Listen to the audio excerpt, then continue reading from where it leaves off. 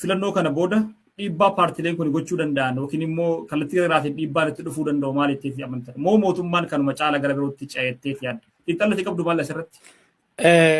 Paartileen keessatti warri miseensa paarlaamaa maal fa'aa galfatanii qaama yakkaa ta'u furmaata fiduu dhiisii qaama yakka raawwatu waan ta'aniif bifa sanii waan ilaalamaniif sagaleen isaanii siyaasa Itoophiyaa keessatti dhabamaa deema.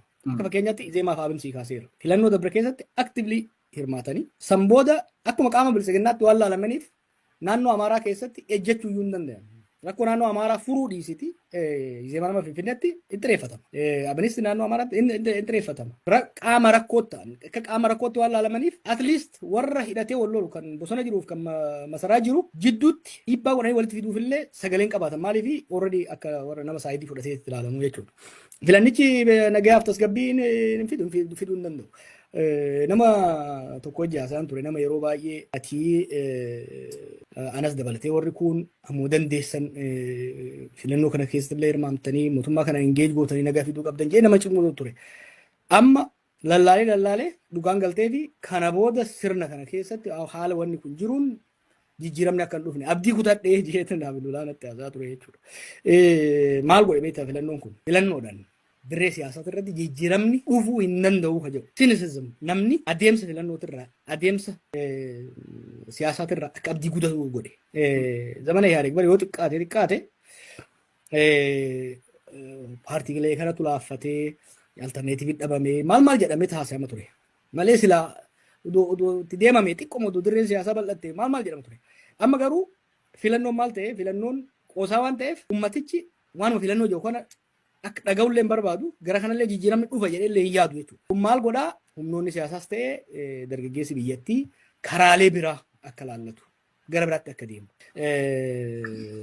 2020 yoo yaadatte dirree siyaasaa dhiphisuudhaan nusiidhuudhaan kajjisnis ajjeesuudhaan deemuun sun Oromiyaa jeequmsa keessa galche. Waggoota afran dabre kana nagaa bisanii buusuudhaaf yaalii adda addaa godhame daandiin sun xurreessuun cufamtee filannoo kanarratti xiqqoo mallee baay'ee filannoo kanarratti osoo waan isaan akkasitti sodaataniif naan galle malee xiqqoo osoo bananii haala keessa jirurraa uummanni namni waan hubatuuf aangoo dhabsiisuu danda'u hin jiru ture. Garuu akkaataan isaan filannicha sadarkaa taphaatitti sadarkaa qoosaatitti gadi fidan sun amma booda karaa sun nama hin baasu kan jedhu sammuu lammiilee onni lammiilee keessa akka seenu waan godhuuf jeequmsuma itti fufsiisaa deema.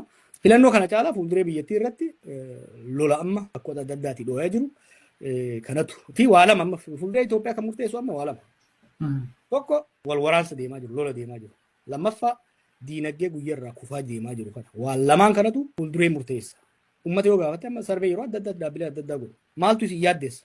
Even last week maali ishuun guddaan namni filannoo sadarkaa gadiittuu kaasuu hin jiru. Tokkoffaa qaaloomina jireenyaati lammaffaa nageenyaa jechuudha. Waan lamaan kana furuu hin danda'u filannoon kun. Waan lamaan kana hin hammeessa. Diinagdee hammeessaa deema maaliif warruma diinagdee kana qorqee nyaatee lolaan daaraa godhetu deema. Lammaffaa lolas itti fufsiisa lolli immoo diinagdee laaffisa. Kanaaf filannoon kun rakkoolee biyyatanii hin hammeessa malee hin fooyyessu murteessaallee ta'ee natti mul'atu.